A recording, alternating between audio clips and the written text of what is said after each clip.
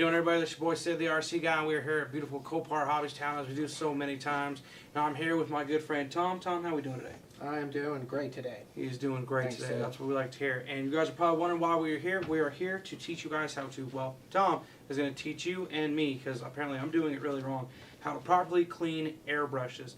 So he brought a few airbrushes for us to take a look at, and he also brought us some awesome cleaning materials and a lot of stuff from Iwata.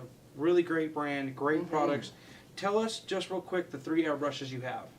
Okay, I brought 2 fixed nozzle airbrushes, a B+, an Iwata HP B+, and a Neo CN.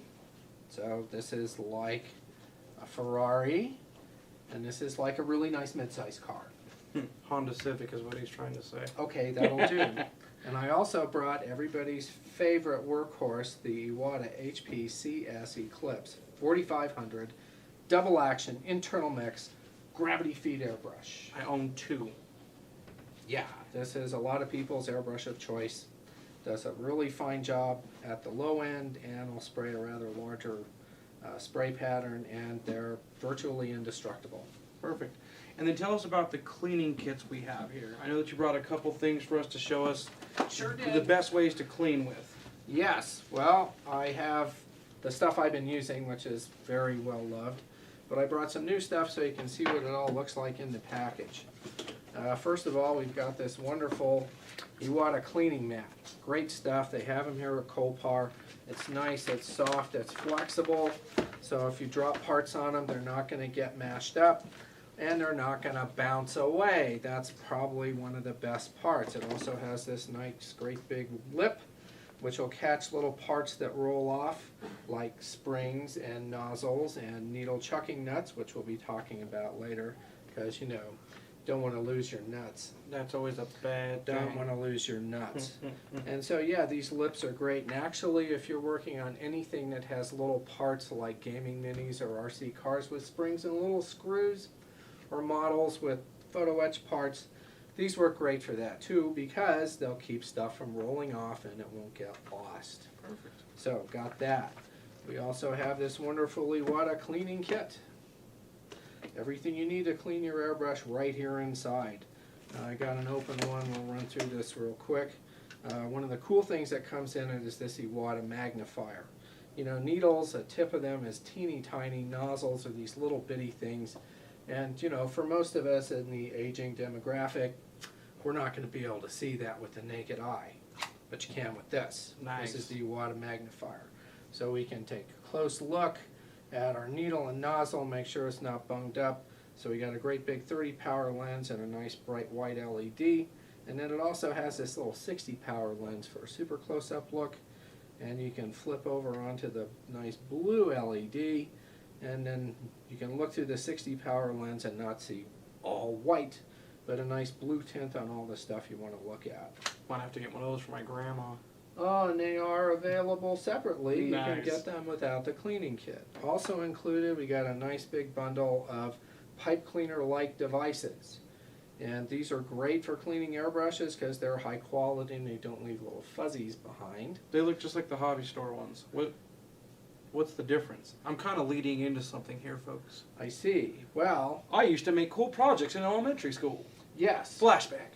Yes. Maybe not, but Maybe those are great for making cool projects, but not so good for cleaning your airbrush because the cheap ones leave fuzzies behind. that could be a And problem. even though you can hardly see that little fiber, remember we're talking about little tiny openings in these airbrushes.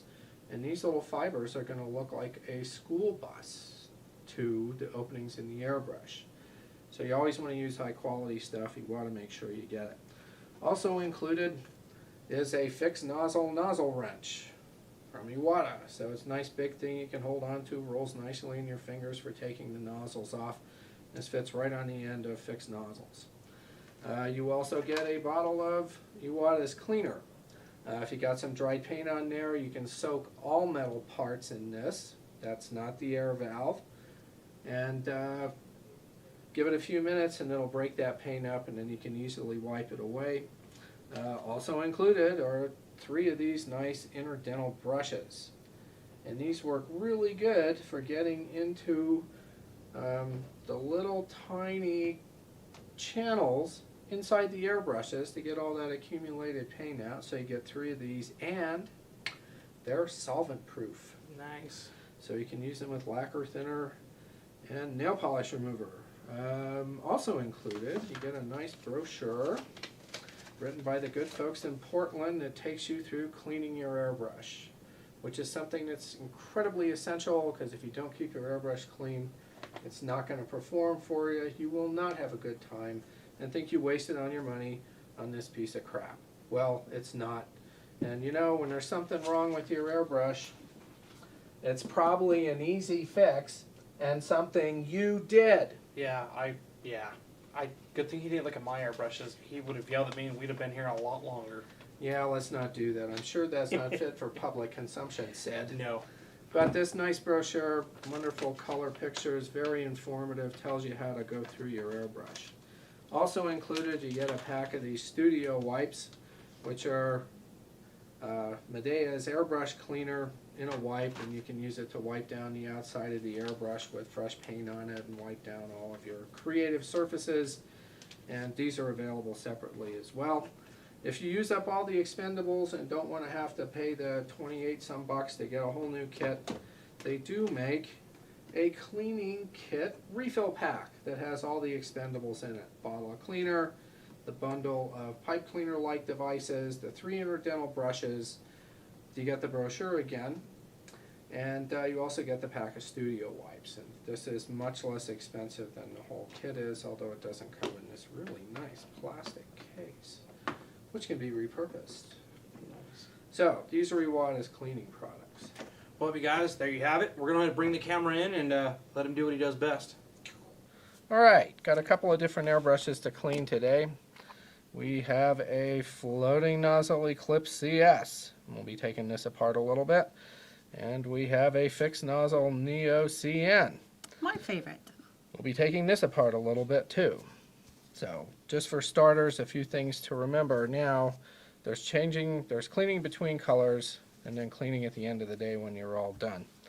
And so basically, between colors would run something like this. You got paint in a cup. Never ever pour it back into the paint bottle, because as soon as the air starts mixing with the paint begins to cure. And so if you are pouring the paint back into the source, you just mixed air in with all your paint, and it's going to end up not lasting as long as it would otherwise. So once you have the cup emptied out somehow, then the thing to do is fill it with cleaner and shoot it through. Oh, I can't see. There we go. Fill it with cleaner and shoot it through. Oh, this one's good and cruddy. The needle's stuck. That's perfect. We're going to have something good to show you. And since it is stuck, and this probably happens to you quite often, here's how you take care of that. It's a snap. We're going to grab some cleaner, and I'm going to dribble it into the cup, and we're just going to let that sit. And what that's going to do is soften up all the paint that's up here in the nozzle and probably back here. So we'll switch over to the Eclipse in the meantime. Okay, let me cover up the diagram just for a sec so you can see the airbrush. So between colors, and this would be true for a bottle feed airbrush as well, you want to rinse it out with cleaner. You get all the paint out of the cup or out of the stem, rinse that out with cleaner. We're going to grab some paper towel, and buy quality paper towels because cheap ones are going to leave fuzz behind. And then we're going to run that into the cup and twist that around a couple of times and wipe the excess paint out of the cup. Then I'll put cleaner in it, put it into the cleaning station, and just shoot that cleaner through. And I'll do that a couple of times. Now what this does, referring to our diagram, is if you're just rinsing out the cup from just putting thinner or cleaner in the cup and rinsing it through, that cleans everything from the cup forward. That's important to get real clean, because if you get accumulation of paint inside this channel here behind the nozzle, and in the nozzle itself, the airbrush will start skipping. Or the other phenomena you'll notice is you're painting along and you got to pull the trigger way back, oh, and all of a sudden all this paint comes out. That's because you've got paint built up inside these channels and the flow isn't like it's supposed to be. But just rinsing the cup out with it wide open, that just cleans it out from this point forward. but paint gets back in here. This is the legendary needle packing. And paint creeps back in here while you're working. And if you come in the next day, you've been rinsing your cup out really well, it's all nice and shiny and clean inside, and you come in the next day and your needle's stuck, well, you did a great job from this point forward, but you left paint in here and that's where your needle's stuck. So the trick I discovered for that is rinse the cup out a couple of times, wide open, run cleaner through it a couple of times, and then the next time dribble cleaner into it and just work the trigger back and forth with no air. And what that does is it mixes cleaner in with the paint back here, pulls that all in there, and breaks this paint up so you can rinse that out. And then you rinse that out a couple of times between colors, and you should be ready to go on to your next color. Just remember, you're not going to get it all. And the next little bit of paint that comes out is going to have some of the last color in it. So shoot that onto something you don't really care about, like a quality paper towel. Okay, that's the basics. You could do that between colors, and if you do a really good job, you can leave your airbrush like that at the end of the day and come in the next day and everything will be fine. What if it needs a deep cleaning? What if it starts skipping? Painting along on a nice line and it starts skipping. That suggests you got paint built up in here, because there's all kinds of little nooks and crannies inside that paint can hide in. So let's do a basic tear down. Just a real simple one here. We're just going to go after needle and nozzle. We'll save the air valve for another day. So, unscrew the handle. This little thing's called the needle chucking nut. It is not an adjustment. This holds the needle to the action of the airbrush. So when I pull the trigger back, see, the whole thing's moving.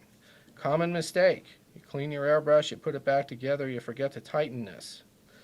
And you pull the trigger back and nothing happens. Well, there's a rule of thumb. If something's wrong with your airbrush, it's probably something you did, and it's an easy fix. Like tightening the needle chucking nut, and lo and behold, the airbrush is restored to full functioning capacity. So, to take this apart, this is a nice floating nozzle airbrush, and you'll see what that means in a second. We take the needle out. Yeah, that looks pretty good for starters. And then we're going to undo the head here. These three parts together are collectively called the head. So I'll just unscrew this. I usually keep all my airbrush parts finger tight. There's no need for wrenches except to maybe take something off. This great big thing is the nozzle. This is one of my favorite parts about the Eclipse, besides its unbeatable performance at the price point, is how huge that nozzle is. I mean, look at the size of that thing. You can see this from across the room. And you'll see when we get into these fixed nozzle airbrushes, it's a whole lot smaller. So, this is all we need to do for a real basic clean out. So now I'll get one of these handy dandy brushes. And these are so nice, and that opening in the front end of this airbrush is so big, you can almost drive a truck through it. But I can take one of these little brushes and push it all the way inside the airbrush and get this channel cleaned out. And I would be using cleaner at this point to get that loose, but this one's in pretty good shape. The other one not so much, but we'll have a look at that later. Now to get back into that channel that's at the back of the cup, which you kind of can't see too well right now, just going to bend this a little bit and put a little hook in it. And so what I'm going to be doing is reaching down inside the cup and getting the end of this brush to pass into this little channel. And then I can clean it out that way. And you could do this with a bottle feed airbrush, although it's a lot harder to see down in that stem. So we'll go in from the top, and I'll get the little brush in there, kind of wiggle it around to work it in there. And then we dribble cleaner in it and pull it back and forth. And keep doing that until it comes out clean. Like I said, this brush is in pretty good shape. What about the nozzle? Well, got a little bit of crud sticking at the end of it, so that's good. The tip of this nozzle is beyond paper thin. So if this gets dropped or something, you're going to need a new nozzle. A needle we can fix. If you get a little hook on the end of your needle, it's kind of like sharpening a knife. You just draw it on an abrasive surface backwards, first one way and then the other, and do that a few times, going to a finer and finer grained surface and then the last few passes on a piece of glass, and you can almost get that to work as good as new. These are spring steel needles. So yeah, if you get a little hook, we can fix that. If you get a ding on the end of your nozzle, you get one chance with those because they're so fragile. So for starters, we can use the brush, slip it into the end of the nozzle and work that around, and that's going to clean out the insides. But the shape of this brush and the shape of the nozzle, it pushes those little bristles back, and so at the very tip of it, it's not really cleaning. But there's a nice low-cost solution. Get a paper towel. Grab a corner of the paper towel. And we're going to take that and twist it up into a point. Ooh, look at that. If that was metal, this would be a dangerous weapon, but it's not. And this paper towel, I will guarantee you, is much softer than the metal at the tip of that nozzle. So now we'll slip this in dry, because yeah, once that gets damp, it's not going anywhere. And then we'll dribble some cleaner on it, let that wick in. And then I'm going to twist it backwards the other way, get it to expand in there, and pull that out. And like I said, this one's in pretty good shape. It's pretty nice and clean. And if it was dirty, I would do this repeatedly until it comes out clean. Put it in dry, dribble the cleaner on, it wicks down into the nozzle, and then twist it backwards. And that should get all the crud out. So we clean the channel out that the needle passes through into the back of the cup. I've cleaned out the front end of the airbrush, that's all good, cleaned out the nozzle.